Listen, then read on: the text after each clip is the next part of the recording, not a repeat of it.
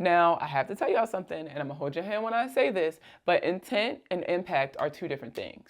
While the intentions behind these tariffs could be good, right? Putting America first, I get it. The reality is the impact that these tariffs are going to have on various communities, to include ours, is not gonna match the intention behind that tariff.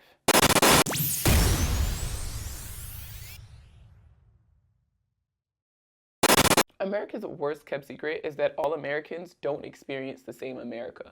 While it's easy to get lost in the headlines and the numbers and all the policies that the incoming administration is talking about implementing for our economy, how we, marginalized communities, or more specifically in my case, Black communities, experience the economy is different than the mainstream narrative. And some of these policies, like the tariffs that everybody keeps talking about, they'll impact our community differently. It might sound abstract, but the way that they affect our communities deserve their own separate conversation. So let's have it. The incoming administration has already talked about how they will be implementing tariffs literally on day one, so January 20th, 2025. And specifically, they're targeting Canada, Mexico, and China. Now, while these policies might sound like they're just about trade, really high level, we don't really need to be paying too much attention about it. The reality is the impact of these tariffs are going to impact our wallets, our businesses, and the opportunities that are available to us, which we already know are very slim. So let's break down what this tariff will mean for a lot of Black communities and what you can do to start protecting yourself now to get you through the next 4 years. Okay, let's start with the basics.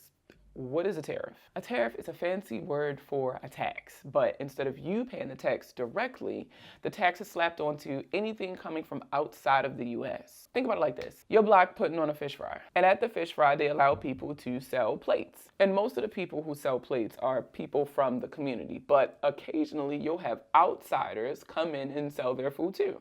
Now, the OGs, the people who've been selling their plates in the community for a while, they don't like the fact that outsiders come in here. They don't like that the community is spending their money with people who won't recirculate that money in the community. But the people who buy in the plates, they don't care where it came from. All they know is that it's good and it's cheap. Instead of improving their own plates so that people will want to buy theirs over the outside company, what they decide to do is put a tax or a tariff on these outside companies. So now if you want to come in and sell your plates, you have to pay $10 up front per plate that you're selling at the cookout. Now, in theory, that $10 tariff now will make that plate more expensive, and people will be more inclined to spend with their local people, the OGs, because their price is cheaper than what the outsider food is. And that's the plan. They want to make local businesses more competitive by raising the cost of outside competition. But here's the thing. Small businesses that rely on imports will have to pay more for those imports. Auto shops, boutiques, hair supply stores, all of the people who have to import their goods in order to provide a service or to create a product,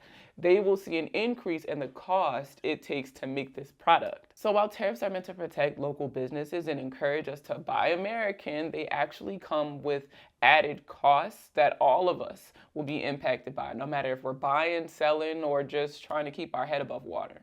It's all a part of their America First plan, which they say is prioritizing U.S. businesses and workers, even if it means stirring up drama with the rest of the world. And let's be honest, this administration loves to stir up drama with the rest of the world.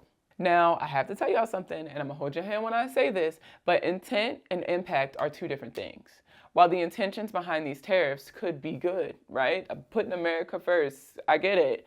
The reality is the impact that these tariffs are going to have on various communities, to include ours, is not gonna match the intention behind that tariff.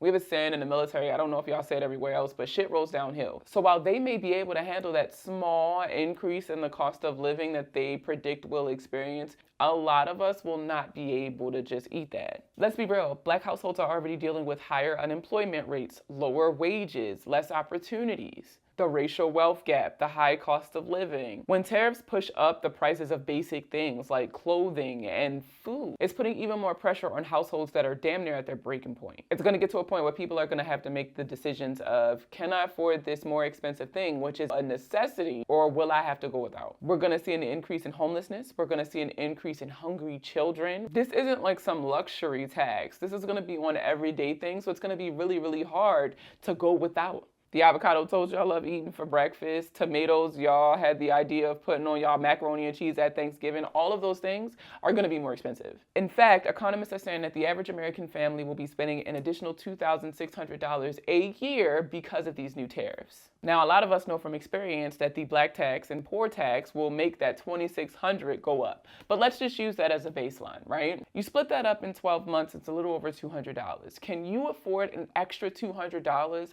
as an expense? Because to be honest, a lot of families can't. And the impact isn't just for consumers, right? If you are a small black-owned businesses, you too will struggle. A lot of black-owned businesses rely on foreign imports, things like hair products, beauty supplies, clothing. These companies are American businesses operating in these communities. However, they're going to have to raise their prices to cover the cost of the tariff that they're paying for importing these products. And the higher prices could drive customers away, meaning a lot more small black-owned businesses will fail under these tariffs. And that's not just a loss for those business owners, that's a loss of jobs, that's a loss of wealth opportunities for our communities. And looking at it on a larger scale, these tariffs could actually make credit more expensive. Here's the thing, if tariffs push inflation high enough, the Fed could step in and say, yo, we're gonna raise interest rates until things kind of like balance themselves out. This means if you need a loan for a car or a house, or if you're opening up new credit cards, it has a variable interest rate, you're gonna end up paying more in interest. And please don't insult my intelligence by acting like systemic inequities do not exist where black people are paying more in interest than others because of their blackness. I really don't want to have that conversation again. That, in combination with the cost of credit going up, is going to widen the wealth gap even more.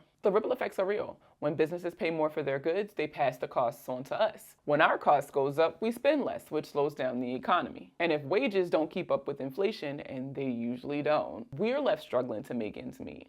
This is why I'm real big on like financial literacy can't be one size fits all, because this very nuanced conversation, when we talk about how our race plays a role in our experience with money, these conversations need to happen more so that people can be adequately prepared for the future. So here's what you can do now to start protecting yourself. Number one, cut costs where you can. And try to start now. If grocery or gas prices go up, you're gonna have to start getting creative with your spending. Something that your financial best friend has been preaching to me for months is meal planning. I have a large family, and instead of just kind of going to the grocery store and throwing whatever I find in the cart, I need to be more intentional with my spending so that I'm not spending as much. This could also mean the things that we consume the most, buying it in bulk to save a couple dollars, or even swapping out the premium brands with the store brands. I don't know about y'all Costco, but my Costco, they store brand I ain't gonna hold you. Number two, reevaluate your budget. Now's the time for you to really sit down and start looking at the money that you have coming in and out. Are there subscriptions that you really don't need, or maybe you just don't need right now? Are there things that you can cut out this month or for a couple of months that will allow you to save some money so that when the price of things start going up, you have a nice little cushion that you can use just in case? And number three, strengthen your credit safety net. If you have credit cards or loans, keep them in check. Now is not the time to start getting lax with your payments. Make your payments on time, and if possible, pay more than your minimum. As a financial expert, I preach to the choir about credit cards are not for emergencies and blah, blah, blah, but I'm also a realist, and I have been the person who needed to use their credit card in an emergency or needed an emergency loan to make something shake. A strong credit score can be your backup plan if shit hit the fan, but you don't want to rack up some high interest debt, so you need to make sure that you're keeping an eye on that. And most importantly, don't get discouraged. The economy is always shifting, things are always changing, this is normal. But with the right tools and the right mindset, you'll be able to make it through all of this. Here's the bottom line. These tariffs sound like they'll protect America, but the question you need to be asking yourself is, how will they protect you? And for our community, the stakes are even higher. Policies like this can widen the financial wealth gap that we've already been struggling to close. If you've got questions about how to budget, save, or navigate your credit during times like this, drop your questions in the comments below. And don't forget to like this video, subscribe, and turn on notifications so that you don't miss the next time I post. Because when it comes to your money, I'm here to help you make moves, not excuses. Hope this helps.